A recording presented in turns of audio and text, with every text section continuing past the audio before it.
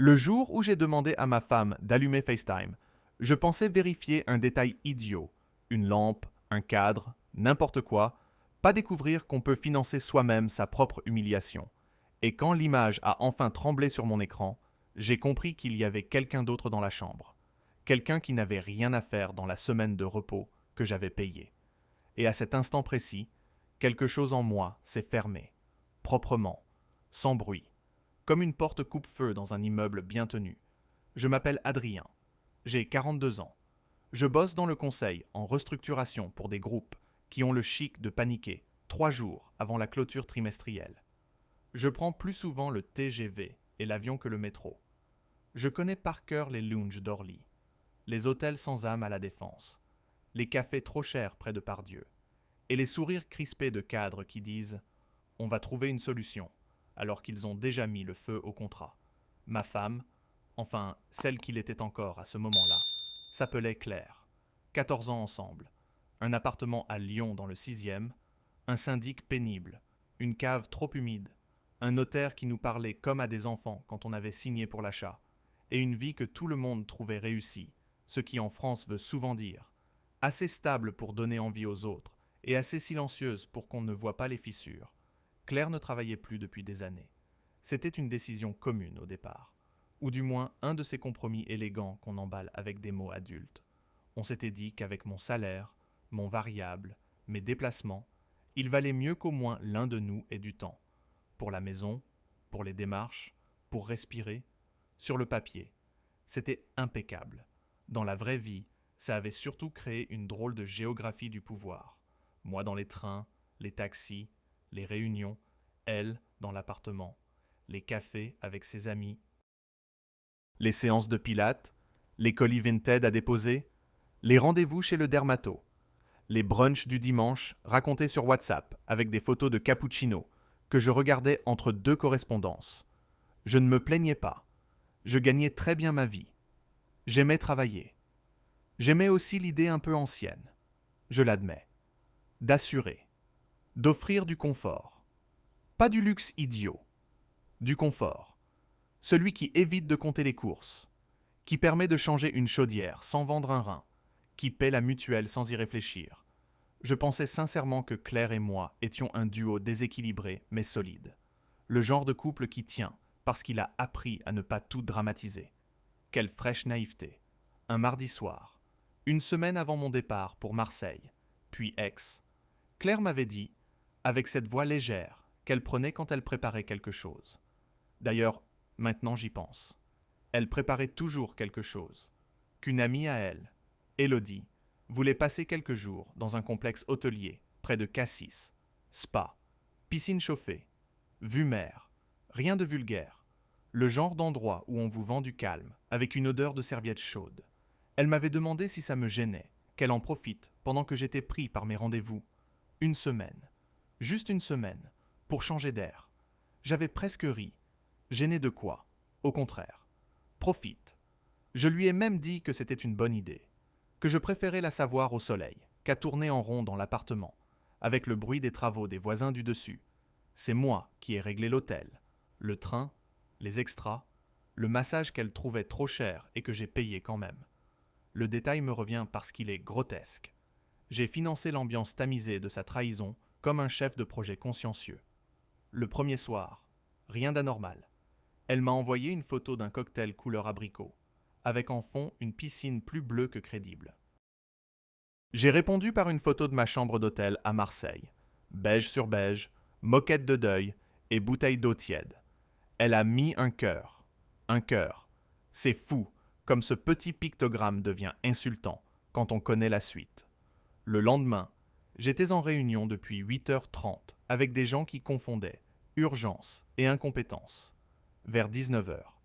En sortant, j'ai appelé Claire, pas par jalousie, pas encore, juste parce qu'un détail me grattait l'esprit. Elle m'avait dit qu'Élodie était avec elle.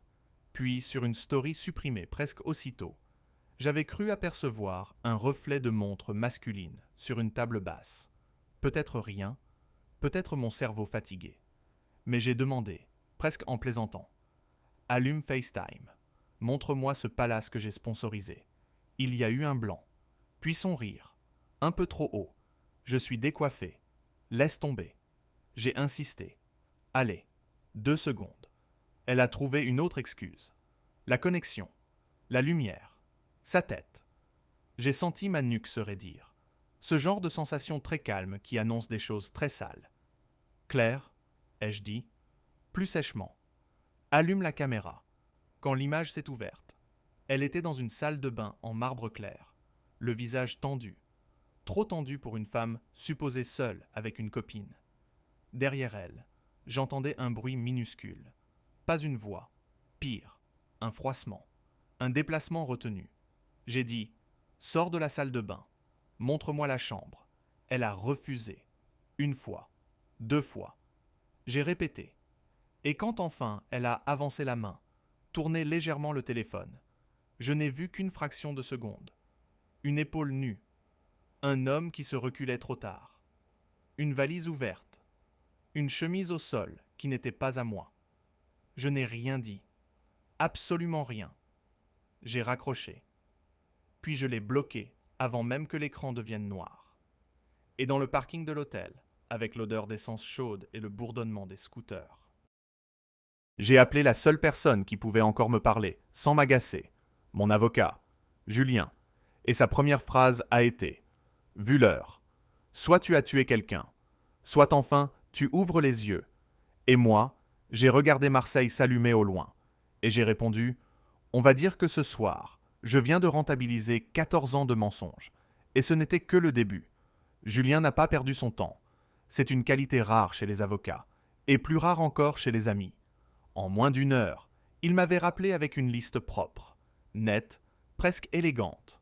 Compte joint, procuration, carte secondaire, accès au placement, changement des mots de passe, suspension des virements automatiques non essentiels. Il avait cette manière clinique de ranger un désastre sentimental dans des colonnes Excel. Et franchement, c'était exactement ce qu'il me fallait.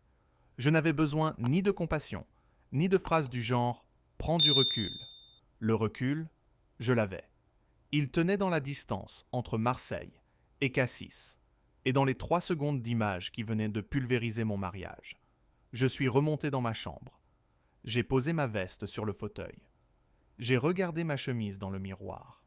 Impeccable, presque irritante de normalité, pendant que ma vie privée prenait feu. Mon col, lui, restait parfaitement repassé. J'ai reçu 27 appels de Claire en 1 demi-heure. Puis des messages, d'abord paniqués, ensuite larmoyants, puis vaguement offensés.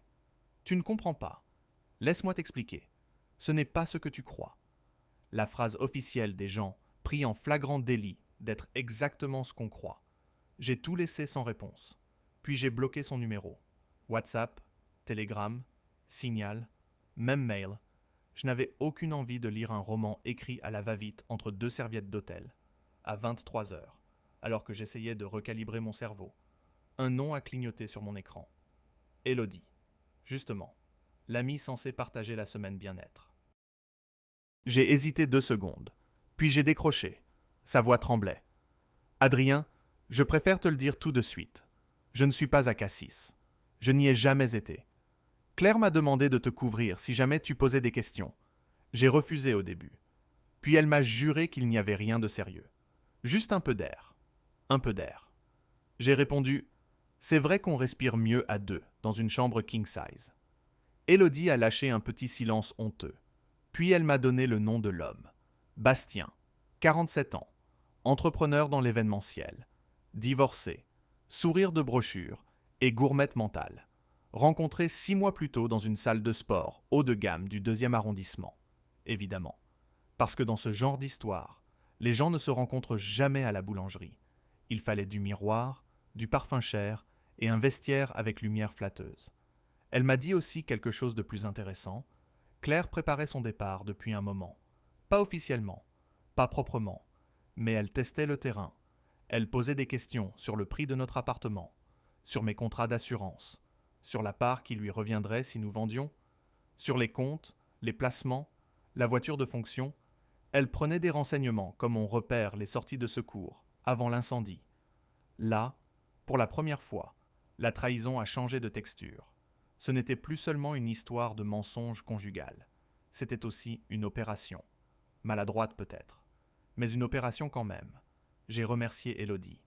Sans chaleur, sans colère. Juste comme on remercie quelqu'un qui vous apporte enfin la facture exacte après des mois de flou. Puis j'ai appelé ma banque. Ensuite mon conseiller patrimonial. Ensuite l'assistante de Julien, qui, visiblement, dormait avec un code civil sous l'oreiller. Tout s'est enclenché très vite, presque trop vite, comme si tout le monde attendait depuis longtemps que j'arrête d'être poli, le lendemain matin. À 8 heures, avant même mon premier rendez-vous client, ma belle-sœur m'a laissé un message vocal dramatique. Adrien, s'il te plaît, Claire est dans tous ses états. Elle dit que tu as disparu, qu'il y a eu une dispute, qu'elle ne sait pas où tu es. Appelle quelqu'un au moins.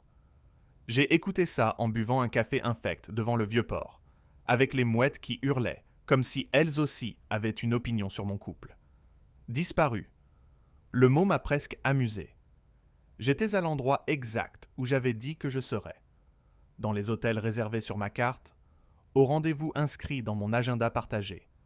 L'homme mystérieusement volatilisé laissait tout de même pas mal de traces administratives. J'ai compris à cet instant que Claire lançait déjà sa version. Celle où elle serait l'épouse abandonnée, inquiète, courageuse, presque digne. Et moi, le mari froid, introuvable, brutal, peut-être même instable. Un classique. Elle savait très bien qu'en racontant une demi-vérité avec assez de larmes, on obtient des témoins bénévoles. Vers midi, mon cousin Théo a appelé, puis une ancienne voisine, puis la marraine de Claire, puis même notre syndic, oui, le syndic, qui voulait savoir si tout allait bien parce que madame semblait très éprouvée. La France est un pays fascinant. On peut tromper son mari dans un resort avec vue mer. Mais ce qui émeut vraiment les gens, c'est l'idée qu'ils ne répondent plus au téléphone. Je n'ai expliqué à personne. Pas encore. J'avais mieux à faire que de gérer un jury populaire formé de gens qui adorent la morale, mais détestent les faits. À 16 heures, Julien m'a envoyé un dossier complet. Projet de divorce, demande de mesures conservatoires, relevé des comptes, historique de certaines dépenses, et là, entre deux lignes, j'ai vu apparaître plusieurs paiements que je n'avais jamais remarqués. Des déjeuners à Lyon, des cadeaux, des réservations discrètes, réglées avec la carte du compte commun. Pas énorme, juste assez petit pour passer sous le radar. Claire ne m'avait pas seulement trompé. Elle avait utilisé ma propre générosité comme budget de fonctionnement. J'ai refermé l'ordinateur. Je suis allé jusqu'à la fenêtre de la salle de réunion. En bas, les gens marchaient vite. Téléphone collé à l'oreille. Sac d'ordinateur. Costume froissé. Vie compliquée. Rien de spectaculaire. Et j'ai eu une pensée très calme. Presque agréable. Claire croyait peut-être encore qu'elle allait me parler. Pleurer un peu. Réarranger le récit. Négocier les conséquences. Elle ne savait pas encore que je ne rentrerais pas à la maison. Et qu'à mon retour, je ne viendrais pas seul. Je viendrais avec des papiers, des preuves, et une version bien plus dangereuse que ces sanglots. La vraie, je ne suis pas rentré à Lyon après Marseille. Pas tout de suite. J'ai prolongé de 2 nuits dans un hôtel à Aix, sobre, silencieux, avec ce genre de réception où l'on vous parle comme si tout le monde avait une vie parfaitement ordonnée. J'avais besoin d'un sas, pas pour souffrir, pour organiser. La douleur, honnêtement, venait après l'administratif, et c'est très français de découvrir qu'un mariage peut se dissoudre, d'abord dans des PDF, des relevés et des mails recommandés. Julien m'a rejoint le lendemain soir. Il avait pris le TER depuis Avignon pour me voir 1 heure, parce qu'il savait que certaines décisions se prennent mieux devant un verre d'eau gazeuse trop cher que par téléphone. Il a posé son dossier sur la table, m'a regardé 2 secondes et a dit « Tu tiens étonnamment bien ». J'ai répondu « Non, je fonctionne ». Nuance. Il a eu ce demi-sourire d'homme qui facture à l'heure, mais garde parfois un reste d'humanité. Puis il a ouvert les pièces une à une. Là, l'affaire a cessé d'être sordide pour devenir presque méthodique.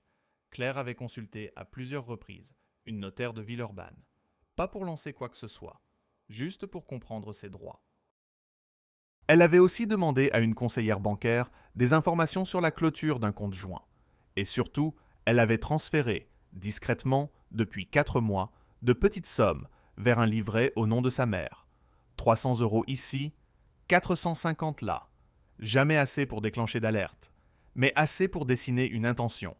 Julien a tapoté la feuille avec son index. Tu vois, le problème n'est plus qu'elle te trompe.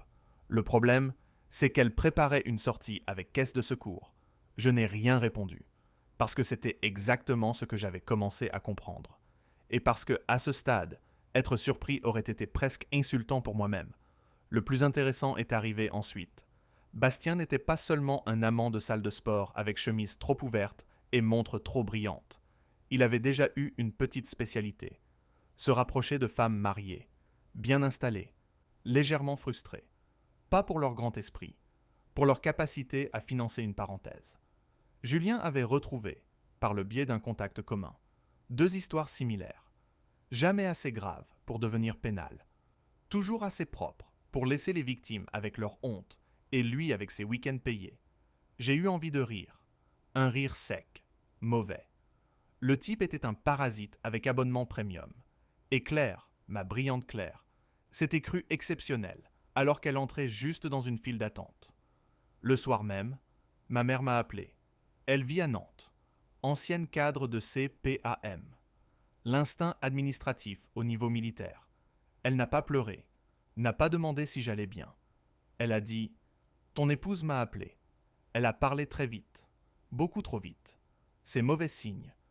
Puis elle m'a demandé si j'avais de tes nouvelles. J'ai répondu que j'étais en vie. Apparemment, c'était déjà une information rassurante pour tout le monde. Ma mère a ajouté « Elle ment mal. Adrien, même au téléphone, on entend qu'elle cherche déjà l'angle. Garde tout, ne jette rien. » Y compris les messages larmoyants. Surtout, les messages larmoyants. J'ai noté ça mentalement, parce que en matière de sang-froid, ma mère ferait passer un huissier pour un animateur de centre aéré. Le lendemain, Claire a trouvé le moyen de me joindre depuis un numéro inconnu. J'étais dans un taxi pour l'aéroport de Marseille-Provence. Je l'ai laissée parler 20 secondes. Elle pleurait. Évidemment, sa respiration était calibrée pour faire croire à l'effondrement. Adrien, s'il te plaît, laisse-moi t'expliquer. Il n'y a pas eu que ce que tu crois. Je me suis permis de la couper. Je te rassure.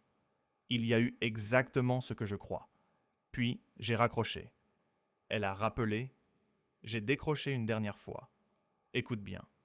Tu ne viens pas me chercher. Tu ne contactes pas mes clients. Tu ne racontes plus que j'ai disparu. Et tu prépares ta signature. Sinon, on ne parlera plus d'infidélité. On parlera de tentative d'organisation frauduleuse de patrimoine. Il y a eu un silence d'une qualité presque artistique. Pour la première fois depuis 14 ans, Claire venait sans doute de comprendre que je n'étais plus son décor. Dans l'avion pour Lyon, j'ai regardé par le hublot les nuages parfaitement inutiles sous moi. Et j'ai repensé à notre appartement, au plaid beige qu'elle adorait, à la machine à café italienne qu'elle choisissait comme si elle signait un traité européen, aux coussins, aux bougies, aux photos cadrées. Toute cette mise en scène du couple stable. Je me suis souvenu aussi d'un détail, que j'avais classé trop vite dans la rubrique fatigue. 2 mois plus tôt, en rentrant de Bruxelles, j'avais trouvé dans le meuble de l'entrée une clé d'hôtel, pas la nôtre, une carte blanche sans logo. Claire avait dit « Oh, ça doit être à Élodie. Elle avait dormi ici après un dîner. » J'avais accepté l'explication comme on accepte une météo médiocre, par lassitude. Maintenant, le souvenir brillait autrement. Ce n'était pas une faute unique. C'était un système, avec accessoires. Quand je suis enfin arrivé à Lyon, je ne suis pas allé chez moi. J'ai pris une chambre dans un hôtel près du parc de la Tête d'Or. Puis, j'ai demandé à un commissaire de justice, mandaté par Julien, de m'accompagner le lendemain en fin de matinée. Pas pour faire du théâtre, pour éviter qu'on transforme ensuite la scène en légende. Vers 21h, alors que je triais encore des captures d'écran et des relevés, quelqu'un a frappé à la porte de ma chambre. 3 coups brefs, sûrs, pas ceux d'une femme en larmes. J'ai ouvert, et je me suis retrouvé face à Bastien lui-même. Impeccable, veste bleu marine, sourire de type qui pense pouvoir arranger le monde avec du culot Il m'a dit « Il faut qu'on parle de Claire ». Et j'ai compris que la suite allait devenir beaucoup plus sale, sans que j'aie besoin de hausser la voix. J'ai regardé Bastien comme on regarde une fuite d'eau chez un voisin, avec la certitude que ce n'est pas chez vous, mais que ça va quand même salir quelque chose. Il est resté là, sur le seuil, très à l'aise, trop à l'aise, avec ce parfum boisé que les hommes de son genre portent comme une carte de visite. J'ai failli lui refermer la porte au visage. Puis je me suis dit que les prédateurs bavards offrent parfois de meilleurs renseignements que les honnêtes gens. Alors, je me suis écarté d'un pas. Pas assez pour l'inviter, juste assez pour l'autoriser à croire qu'il contrôlait la scène. Il a commencé par la phrase la plus ridicule possible. Je pense qu'il y a eu un malentendu. J'ai hoché la tête. Oui, le malentendu. C'est que vous pensiez dormir dans un hôtel, payé par le mari, sans que le mari s'en aperçoive. Il a eu un sourire crispé, puis il a changé de ton, moins souple, plus commercial. Claire est perdue. Elle a peur de votre réaction. Elle m'a demandé d'essayer d'apaiser les choses. Là, j'ai presque admiré la médiocrité de l'ensemble. L'amant promu médiateur conjugal. Il fallait oser. Je lui ai demandé une seule chose. Depuis combien de temps? Il a hésité une seconde. Et cette seconde a tout dit. 6 mois. Peut-être un peu plus. J'ai répondu. Donc toute la période où elle me disait qu'elle allait mal, qu'elle se sentait seule, qu'elle avait besoin de faire le point. Elle faisait surtout le point avec vous. Bastien a levé les mains, comme un homme très soucieux du dialogue social. Vous êtes souvent absent. Adrien. Certaines femmes vivent mal ça. Le courage de me faire un exposé sur mon propre emploi du temps devant la porte de ma chambre d'hôtel, c'était presque touchant. Je lui ai dit calmement. Vous allez repartir maintenant. Et vous allez surtout éviter de me reparler de ce que vivent les femmes. Vous confondez visiblement empathie et opportunisme. Son masque a glissé d'un coup. Il a compris qu'il n'obtiendrait rien. Ni colère, ni scène, ni négociation. Avant de partir, il a lâché quelque chose de plus utile que tout le reste. Claire n'a jamais voulu vous quitter sans garantie. Cette phrase a flotté une seconde entre nous. Puis il a ajouté. Elle avait peur de perdre son confort. Et là, pour la première fois, j'ai vu la vérité entière. Pas romantique, pas tragique, juste comptable. Je n'étais pas l'homme qu'elle aimait mal. J'étais la structure qui finançait ses hésitations.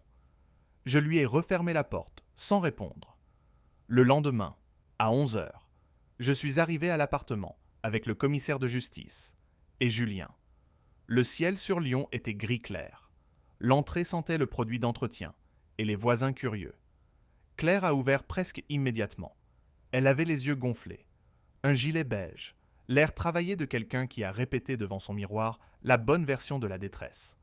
Quand elle m'a vu avec Julien et le dossier sous le bras, elle a blêmi. Vraiment, pas théâtralement. Elle a compris que cette fois, ce n'était pas une dispute de couple. C'était la fin administrative de son mensonge. Elle a essayé de s'approcher. Adrien. S'il te plaît, laisse-moi parler seul avec toi. J'ai répondu, non, justement. Tu as déjà assez parlé sans témoin. Julien a posé les documents sur la table du salon. La même table où nous avions signé des devis de cuisine et choisi des vacances. Quelle reconversion élégante. Claire s'est mise à pleurer. Elle a juré que Bastien ne comptait pas, que c'était une erreur, une parenthèse, un moment de faiblesse. J'ai attendu qu'elle termine. Puis j'ai demandé. Les virements sur le livret de ta mère aussi. C'était une faiblesse. Ou c'était le pack complet. Elle s'est figée. Juste une seconde. Mais c'était suffisant. Julien a pris la parole avec cette politesse assassine qui le rend excellent. Nous avons les relevés, les messages, les consultations préparatoires. Nous vous conseillons de signer et de coopérer. Claire s'est tournée vers moi, comme si un reste d'intimité pouvait encore la sauver. Tu veux vraiment jeter 14 ans comme ça? J'ai répondu sans hausser la voix. Non. Claire, les 14 ans, c'est toi qui les as jetés. Moi, je ramasse simplement ce qui peut encore être sauvé. Elle a pris le stylo, puis l'a reposé. Ses mains tremblaient. Et juste à ce moment-là, on a sonné à la porte. Julien m'a regardé. Moi aussi. Je savais déjà que rien, absolument rien, n'allait se terminer proprement. Pas aujourd'hui. Le commissaire de justice a lancé à peine un regard vers moi. Puis, il est allé ouvrir. Sur le palier, il y avait la mère de Claire, raide comme une convocation fiscale. Et derrière elle, sa sœur, déjà rouge d'indignation. Le comité de soutien entrait en scène avec 10 minutes de retard. Et aucune information fiable. La mère a commencé avant même d'enlever son manteau. Adrien, on peut encore régler ça en famille. J'ai failli sourire. En France, régler ça en famille signifie en général étouffer calmement ce qui devient trop visible. Claire s'est remise à pleurer de plus belle. Évidemment, elle voyait arriver des témoins favorables. Des gens capables de transformer une trahison documentée en crise émotionnelle partagée. Sa sœur m'a lancé. Tu n'as pas le droit de débarquer comme ça avec un avocat. J'ai répondu si, justement, c'est même l'un des rares droits que j'exerce aujourd'hui avec plaisir. Julien n'a pas levé les yeux de ses papiers. Il a seulement précisé que tout était parfaitement encadré et que chacun pouvait éviter de rendre la situation plus pénible qu'elle ne l'était déjà. La mère de Claire s'est tournée vers sa fille, puis vers moi, et elle a tenté l'angle moral. Elle s'est trompée. Oui, mais enfin, 14 ans, ça ne se jette pas pour une faute. J'ai regardé Claire, puis les relevé sur la table, puis de nouveau sa mère. Une faute? Non. Madame, une stratégie, des mensonges, un amant dans une chambre que j'ai payée, des virements discrets, une campagne auprès des proches pour me faire passer pour disparu. À un moment, il faut choisir un mot à la hauteur des faits. Personne n'a répondu. Même la sœur s'est tue. Ce silence. Je l'attendais depuis des jours. Il avait enfin la bonne taille. Claire s'est assise, vidée. Son maquillage avait tenu mieux que son histoire. Elle a murmuré qu'elle avait eu peur. Peur de vieillir. Peur que je finisse par ne plus la regarder. Peur d'être seule pendant mes déplacements. Le catalogue habituel. Sauf que cette fois, il arrivait trop tard. Je n'étais plus en train d'écouter ma femme. J'entendais une personne qui plaidait après avoir déjà déplacé l'argent, réservé la chambre et recruté les mensonges. J'ai avancé le dossier vers elle. J'ai dit « Tu signes, on vendra proprement. Chacun repartira avec ce que la loi prévoit. Tu refuses, et on détaillera tout, y compris ce que tu voulais garder flou. » Son visage a changé à cette phrase. Elle savait que je ne bluffais pas. Bastien l'avait sans doute aidé à rêver une sortie confortable, mais Bastien n'était pas là, ni pour la défendre, ni pour la loger, ni pour payer le moindre notaire. Au bout de quelques secondes, elle a pris le stylo, cette fois pour de bon. Elle a signé la première page, puis la deuxième, puis la troisième, avec cette lenteur des gens qui comprennent qu'une signature peut être plus bruyante qu'une gifle. Sa mère a fermé les yeux, sa sœur a regardé ailleurs. Julien a récupéré les documents sans triomphe. C'était presque élégant. Je me suis levé, j'ai pris mes clés de voiture, mon passeport, 2 montres, quelques dossiers personnels que j'avais laissés dans le bureau. Pas de scène, pas de souvenirs froissés, pas de vengeance théâtrale. Je ne suis pas ce genre d'homme. Avant de partir, Claire m'a demandé, d'une voix cassée, « Tu n'as vraiment plus rien à me dire ?» J'ai réfléchi une seconde, puis j'ai répondu « Si, choisis mieux tes excuses la prochaine fois que tu voudras être entretenu et infidèle. Parce qu'au fond, le pire n'était même pas qu'elle m'ait trompé. Le pire, c'était qu'elle m'avait pris pour un imbécile docile, un distributeur avec agenda, un mari assez occupé pour ne jamais vérifier l'image quand elle tremble. Elle s'était trompée sur toute la ligne. Je suis sorti de l'appartement. L'ascenseur était en panne, bien sûr. Alors j'ai descendu les escaliers à pied, étage après étage, avec une légèreté presque insolente. Dehors, l'air était froid, net, et pour la première fois depuis longtemps, je n'avais personne à appeler pour expliquer où j'étais. Je savais seulement une chose. J'avais perdu une épouse. Oui, mais j'avais récupéré quelque chose de beaucoup plus utile. Le silence, le vrai, celui qui commence quand on a enfin cessé de négocier avec le mensonge.